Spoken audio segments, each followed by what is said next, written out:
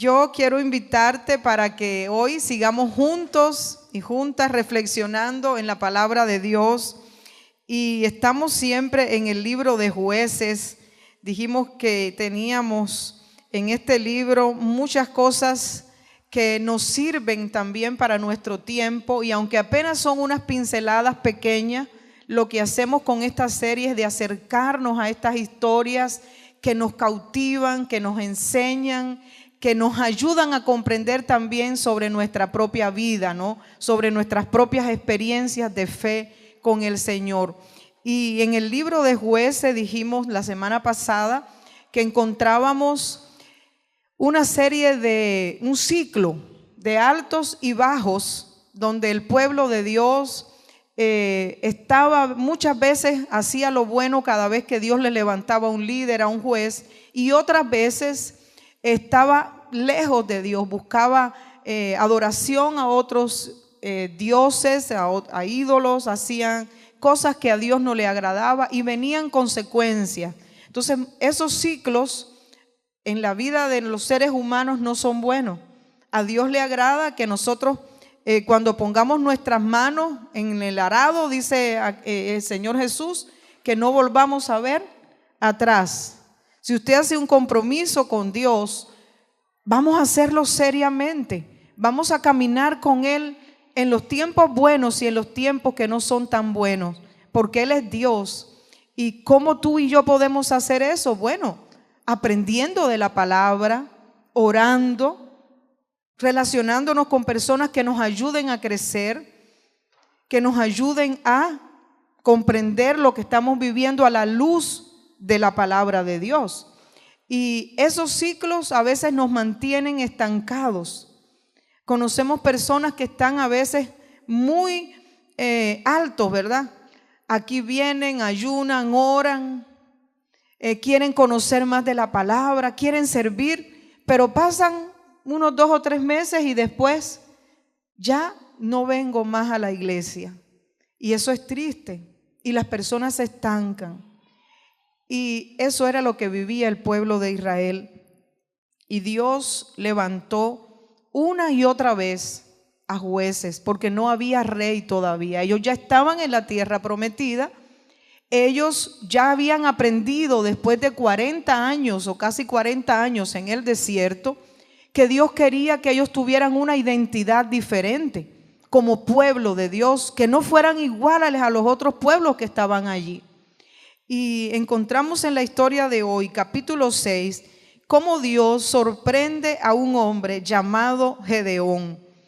Y este hombre es un hombre al que Dios lo sorprende con palabras muy especiales y que costó mucho, al parecer, para él creer lo que Dios le estaba diciendo, porque aunque Dios lo miraba como un guerrero valiente, él mismo no se miraba así.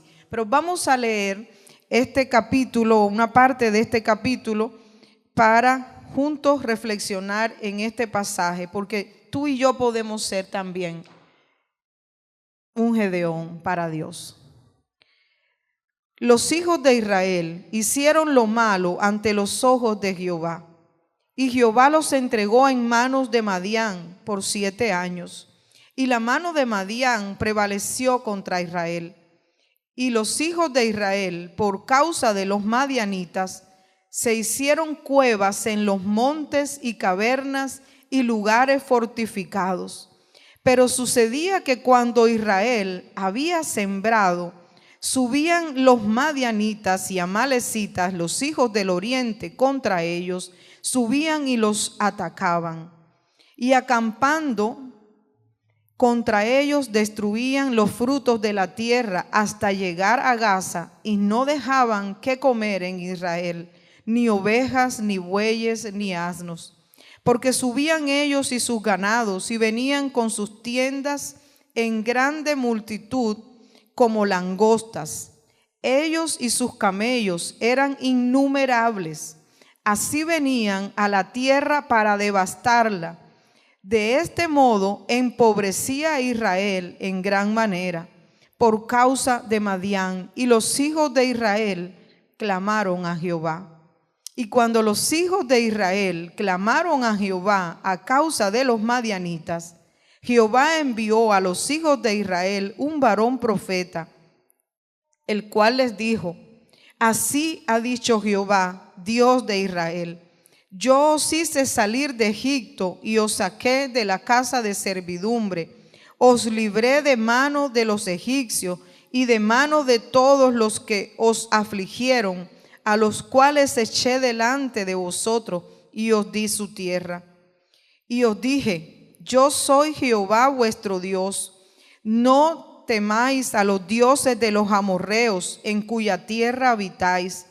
Pero no habéis obedecido a mi voz. Y vino el ángel de Jehová y se sentó debajo de la encina que está en Ofra, la cual era de Joás Abieserita. Y su hijo Gedeón estaba sacudiendo el trigo en el lagar para esconderlo de los madianitas. Y el ángel de Jehová se le apareció y le dijo: Jehová está contigo, varón esforzado y valiente. Y Gedeón le respondió: Señor mío, si Jehová está con nosotros, ¿por qué nos ha sobrevenido todo esto? ¿Y dónde están todas tus maravillas que nuestros padres nos han confiado, diciendo: no nos sacó Jehová de Egipto, y ahora Jehová nos ha desamparado y nos ha entregado en mano de los madianitas? Y mirándole Jehová le dijo: ve con esta tu fuerza y salvarás a Israel de la mano de los madianitas. ¿No te envío yo? Entonces le respondió: Señor mío, ¿con qué salvaré yo a Israel? He aquí que mi familia es pobre en Manasés, y yo el menor de la casa de mi padre. Jehová le dijo: ciertamente yo estaré contigo y derrotarás a los madianitas como a un solo hombre. Y él respondió: yo te ruego que si he hallado gracia delante de ti, me des señal de que tú has hablado conmigo. Te ruego que te vayas de aquí hasta que vuelva a ti y saque mi ofrenda y la ponga delante de ti. Y él respondió: yo esperaré hasta que vuelvas. Dios bendiga su palabra. 7 años en aquel estancamiento, en aquel ciclo de buscar a Dios y de esconderse de Dios y de hacer la voluntad del pueblo. Y hay un famoso predicador y estudioso de la Biblia que se llama Charles Stanley, que él dice: nunca perderemos si obedecemos a Dios, y no ganaremos nada si desobedecemos a Dios. Yo estoy totalmente de acuerdo con él. 7 años de opresión, y esta opresión no era tan como las otras que habíamos mirado. Dice que este pueblo de los madianitas eran multitudes como langostas, y ellos tenían la característica de que ellos les gustaba vivir bien y comer bien, pero no les gustaba trabajar, porque esperaban justamente a que el pueblo de Dios cosechara, y era justo cuando ya iban a recoger la cosecha que ellos llegaban a atacar. ¿Y cómo estaba el pueblo? Estaba en pobreza. Y aquel pueblo al que Dios le había dado grandes promesas, que pueblos grandes y poderosos habían sido derrotados por ellos, ahora estaba viviendo ¿dónde? En cuevas. Estaban escondidos, y estaban escondidos para preservar su vida, pero en una calamidad muy grande, porque dice que estaban empobrecidos. ¿Cómo se siente usted si de pronto usted pasa de tener cierta comodidad a vivir en la pobreza, a vivir en angustia, a vivir en zozobra? Así estaba aquel pueblo. ¿Y sabe qué es lo interesante? Dice la palabra que clamaron a Jehová. Otra vez el pueblo clamó a Jehová. Y es imposible que cuando clamamos a Dios, Él no nos responda. Cuando clamamos a Dios, Él nos responde. Él nos quiere siempre ayudar. Él quiere demostrarnos su favor. Él quiere que tú y yo clamemos a Él una y otra vez. Qué bueno es que nosotros entendiéramos este principio de clamar a Dios. Y no que fuera necesariamente porque tuviéramos algún que otro problema. Los madianitas, ellos eran descendientes de Abraham con aquella esposa que tuvo Sétura después de Sara. Y también Moisés se había unido a ese clan de los madianitas cuando en el desierto se casó con la hija de Jetro. Y miramos cómo este pueblo buscaba la pobreza, desestabilizar, humillar, y cómo Dios, cuando aquel pueblo suyo le clama, levanta un aleluya para ellos delante de sus propios enemigos. ¿Cómo respondió Dios? ¿Qué es lo primero que Dios les responde? Enviando a un profeta, enviando a un mensajero. Y ese mensajero les dice claramente la verdad de parte de Dios y les dice por qué es que ellos estaban viviendo esa situación de angustia, de pobreza, de desolación. Les dice, ¿por qué clamaron a Jehová? Y Jehová envió a Israel un varón profeta. Ni siquiera se nos dice el nombre de ese profeta. Y le dice, Dios te ha ayudado a salir de Egipto, te sacó de la esclavitud, te hizo libre, te dio una tierra para que tú vivieras, pero tú has tenido otros dioses delante de ti. Y vino, dice, el ángel de Jehová, que los teólogos creen que ese es Jesucristo, porque estamos hablando del término también enviado de Dios. Y cómo Dios se revela a este hombre que estaba nada más y nada menos también en una cueva resguardando su vida. Y lo primero que Dios le dice en el versículo 12, cuando se le aparece, es varón esforzado y valiente. ¿Y usted cree que alguien que está escondido es esforzado y valiente? Tal vez usted diría así a primer rasgo, no es esforzado y valiente. Pero yo encontré algo que yo pienso que él sí era esforzado y valiente. ¿Sabe por qué? Porque él estaba cuidando la comida de su familia. Él estaba cuidando que sus generaciones tuvieran vida. Estaba en un lugar que era para preparar el vino, en el lagar. Estaba haciendo la cosecha del trigo. Nada tiene que ver. El lagar no era para poner allí el trigo. Pero ¿qué hizo Dios? Lo encuentra, lo sorprende, le dice, varón esforzado y valiente. Dios nos busca y Él sabe del esfuerzo que estaba haciendo Gedeón para preservar lo que tenía, que era el alimento, era el sustento de su familia. Era por lo tanto que se conservara la herencia misma que Dios le había dado. Y eso es mucho. A veces tú dices, yo solo trabajo para mantener a mi familia.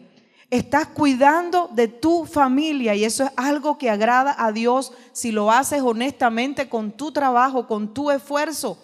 Y Dios mira ese sacrificio que tú haces cuando te levantas temprano, cuando aún cansado, aún con dolores, tú vas y sigues adelante. Dios está viendo eso. Y aunque no era el mejor lugar donde Gedeón debía de estar, estaba escondido, porque si no, ¿qué hubiera pasado con él, con sus circunstancias? Seguramente le hubieran quitado su comida, sus vacas, todo, o la misma vida. Entonces Dios le encuentra y le dice, varón esforzado y valiente, pero Gedeón no se miraba a sí mismo así como un hombre esforzado y valiente. Él decía, oh Señor mío, así que tú estás con nosotros, entonces ¿por qué nos ha pasado todo esto tan malo? Y Dios no le contesta sobre lo que le está diciendo Gedeón. Dios quiere guardar silencio. Y a veces Dios quiere que nosotros tengamos gratitud, que miremos las cosas desde su punto de vista, que escuchemos la palabra, los mensajeros que Él nos envía de una u otra manera. Y cuando nosotros tenemos un enfoque equivocado, porque Gedeón tenía un enfoque equivocado, si tú estuvieras con nosotros no me hubiera pasado esto. ¿Cuántas veces nosotros no le decimos a Dios, tú eres el culpable de esto que me está pasando? Y no queremos asumir delante de Él que estamos en una situación X o Y, una situación compleja, porque nosotros mismos nos metimos allí, en esa situación, o esa situación en la que vivimos es consecuencia de lo que tal vez hicimos un mes antes, un año antes, lo que sembramos, se nos olvida. Entonces Dios ya le había respondido al pueblo por medio de aquel profeta. Y ahora cuando Gedeón le dice, pero Dios se está apareciendo a mí, me está diciendo y yo tengo mi oportunidad para expresarle, oh, el Dios que hizo maravillas con mi pueblo, que me han dicho mis padres. Conocía de Dios por lo que había oído de sus padres.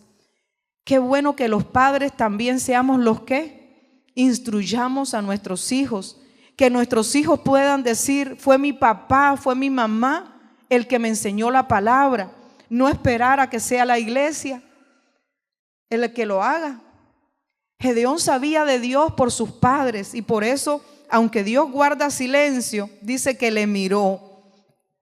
El versículo 14 y le dice, ve con esta tu fuerza y salvarás a Israel de la mano de los madianitas. ¿No te envío yo?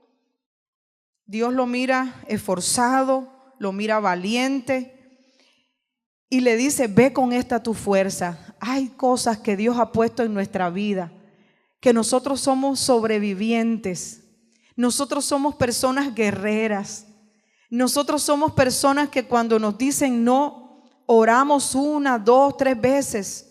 Y si nos dicen no hay, se acabó, nosotros buscamos cómo multiplicar la comida, resolver los alimentos. A veces tenemos que unir familias y vivir juntos. Nosotros somos familias que hemos tenido que ir aprendiendo otras culturas, otras lenguas. Eso no lo hace cualquiera. Somos personas que luchamos, somos personas que trabajamos duro. Somos personas que estamos de pie a pesar de circunstancias adversas. Y mirándolo, Dios le dice, con tu fuerza. ¿Qué fuerza ha puesto el Señor en nosotros? Que tal vez tú no lo has visto. Porque el Señor ha puesto cosas buenas en cada uno de nosotros. Y que cuando estamos a punto de rendirnos, que no creemos en los dones o en los talentos que Él mismo nos ha dado, Dios nos trae a memoria, espérate, si tú ya sobreviviste a aquella situación, espérate, si yo soy el que estoy contigo, si yo soy el que te doy fe, espérate que yo tengo la última palabra en tu vida. Cuando encontramos esa fuerza en Él, podremos ser capaces de hacerle frente a cualquier misión, por imposible que parezca. Como Gedeón, que estaba escondido, que sabía de la multitud que venía en contra de su pueblo y que no dejaban nada, él podía pensar que iba a tener fuerza para despedir a toda aquella gente y vencerlos. Solamente es que Dios, cuando nos mira y le dice, ve, porque ¿acaso no te envío yo? Entonces Gedeón le responde a Dios en el versículo 15, ay, Señor mío, ¿con qué voy a salvar yo a Israel? He aquí que mi familia es pobre en Manasés y yo el menor de la casa de mi padre. Es decir, era la tribu de Manasés casi considerada la tribu del olvido. Es decir, en aquel lugar él era lo más último de lo último.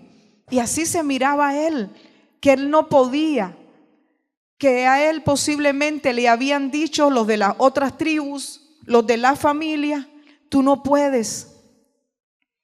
¿Con qué? Tú no probaste ni el 5º grado. A ti se te quema el arroz. ¿Qué te dijeron cuando tú eras pequeño o pequeña? O te siguen diciendo tal vez en tu trabajo. ¿Qué te dijeron? De ahí nunca vas a salir adelante. El día que te casaste dijeron: eso no va a durar más que 3 meses. Pero yo no sé lo que a ti te habrán dicho. Pero lo más grave no es lo que a nosotros nos digan, es lo que nosotros recibimos de eso que nos digan. Porque a Gedeón seguro le habían dicho: ustedes son la tribu peor. Levantaron un aleluya ya los jóvenes. Ustedes son la tribu no peor, ustedes son una tribu que no es insignificante. Claro que delante de Dios nadie es insignificante, mucho menos una de sus tribus.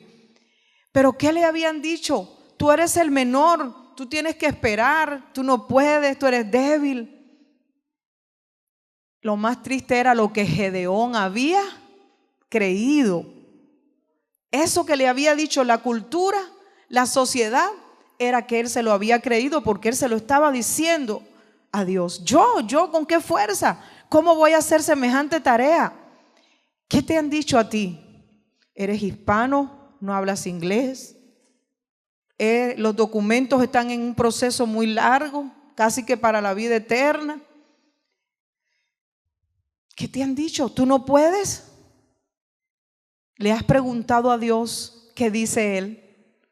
¿Le has preguntado a Dios cómo te mira Él? Amada iglesia, seguramente que Dios tiene una manera muy diferente de vernos a como nos miran otros. Él mira el potencial que hay en nosotros. Él mira las habilidades que nos ha dado. Él mira el amor que aún podemos dar. Él mira la fuerza, la resiliencia que podemos tener para ofrecer a esta sociedad.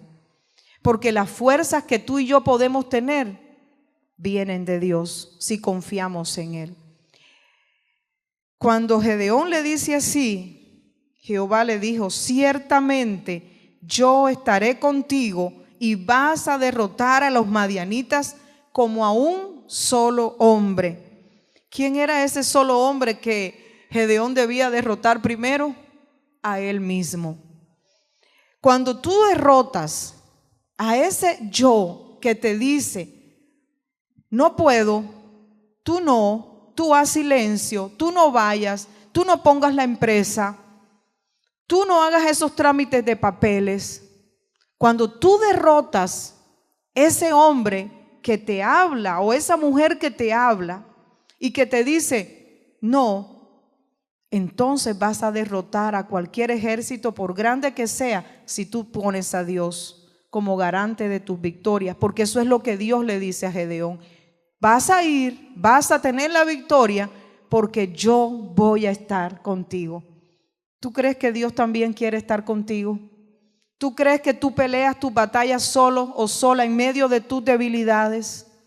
¿Quién es el médico por excelencia? ¿Quién es el juez por excelencia? ¿Quién? No escucho nada aquí. ¿Quién es el que no cambia? Dios. Aleluya, levanta un aleluya, porque el Dios de Gedeón es el Dios tuyo y es el Dios mío. Él no ha cambiado. Él no ha perdido ninguna batalla y Él no nos quiere dejar en vergüenza, Él no nos quiere dejar en opresión. Dios tenía algo mayor. Mi hermano, mi hermana, Gedeón le dice a Dios, y está en los versículos que siguen, el capítulo que sigue: te voy a hacer una ofrenda, te voy a dar una ofrenda, me voy a humillar. Lo primero que hizo Gedeón cuando escuchó la palabra de Dios, ¿qué fue? Postrarse y decirle: no te vayas de aquí, te doy mi ofrenda, te hago este sacrificio. ¿Y qué hizo Dios? ¿Qué hizo? se quedó. Y viene Gedeón y le dice, usted sigue leyendo en los versículos que sigue, Señor, yo voy a escuchar tus instrucciones. Y Dios le dice, vas a tocar el cuerno y muchas personas van a venir. Y así fue. ¿Sabe cuántos del pueblo salieron listos para apoyar a Gedeón ir a la guerra contra aquellos hombres de Madián? 30,000 hombres. Pero ¿sabe cuánto? Aquellos eran 10 veces más que los israelitas. Y Dios le dice, mira, esto son muchos hombres los que se alistaron para ir a la guerra. Dile que por favor los que tengan un poquito de miedo, que estén con dudas, que se retrocedan. ¿Y sabe cuántos se fueron en una noche? 10,000. No, se fueron 20,000, quedaron 10,000. Después usted léalo allí. Y entonces Gedeón dice, oh Señor, tengo 10,000, qué bueno. Pero ¿sabe qué? Dice Dios, la gloria de esta batalla es mía. No es gloria para el hombre. Y esto que parece imposible, yo le voy a demostrar al pueblo y a ti, Gedeón, que si yo estoy en medio de tu vida y si tú pones la confianza en mí, solo yo te puedo dar la victoria. Y le instruye Dios a Gedeón y le dice, lleva al río a estos 10,000 hombres. Y dependiendo de cómo beban el agua, yo te voy a decir que los pongas a un lado y a otro. Y usted dirá, qué historia más interesante, ¿verdad? Unos lamieron el agua como si fueran perritos. Increíble. Pero ahí está esa historia, usted búsquelo. Ahí está, ya le voy a decir en el versículo 7 del capítulo 7, unos hombres lamieron el agua. Y dice, y después otros, ¿qué hicieron? Se pusieron de rodillas. Y Dios apartó de los que habían lamido el agua solamente 300. Ahí se inspiró la película 300, Gaby. Increíble, ¿no? Los parecidos. 300 eran 134 madianitas por un israelita. Así quedaron. Pero Dios dice, pon la confianza en mí, yo te voy a dar la victoria. No es para que tú te gloríes de porque el esfuerzo que hiciste, no. Y fue Gedeón y escuchó la voz de Dios, buscó la estrategia. ¿Sabe qué hizo? Dios peleó por el pueblo. Se fueron con una estrategia, buscaron unos cántaros, le pusieron fuego adentro, se llevaron el cuerno y Gedeón, también conocido porque todavía en duda de lo que Dios le estaba diciendo, le dice a Dios, te voy a poner un vellón. Y por eso mucha gente pone, el vellón es una señal. Le dice, si yo pongo el vellón, Señor, esta noche y mañana amanece seco el vellón, pero toda la tierra de alrededor está mojada, yo voy a entender, Señor, que tú estás conmigo, que tú me vas a dar la victoria. Y así lo hizo Dios. El vellón amaneció seco y toda la tierra alrededor inundada en agua, mojada.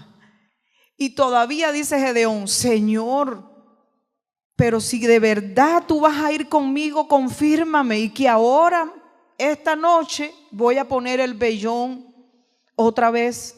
Que solo el vellón esté mojado y toda la tierra de alrededor seca.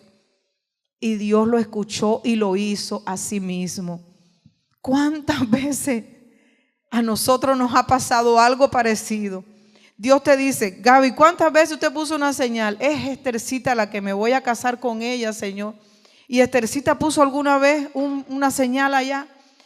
Que se termine la pandemia, que abran la puerta, que lleguen los papeles menos de 3 meses, yo voy a entender. No, yo estoy aquí. Yo no he hablado nada de eso, Estercita, ¿oíste?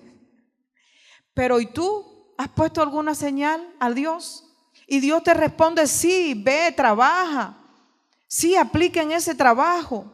Sí, la muchacha es buena, pídele matrimonio, porque también hay quienes ponen vellón y le dicen, Señor, si esta es la esposa que tú tienes para mí, háblame, Señor. Que ella venga y me diga que me quiere, que se quiere casar conmigo. Espérate un momento. Vamos a poner más seriedad en el asunto, ¿no? Que seguramente que Gaby escribía, llamaba, mandaba mensajes por todos lados.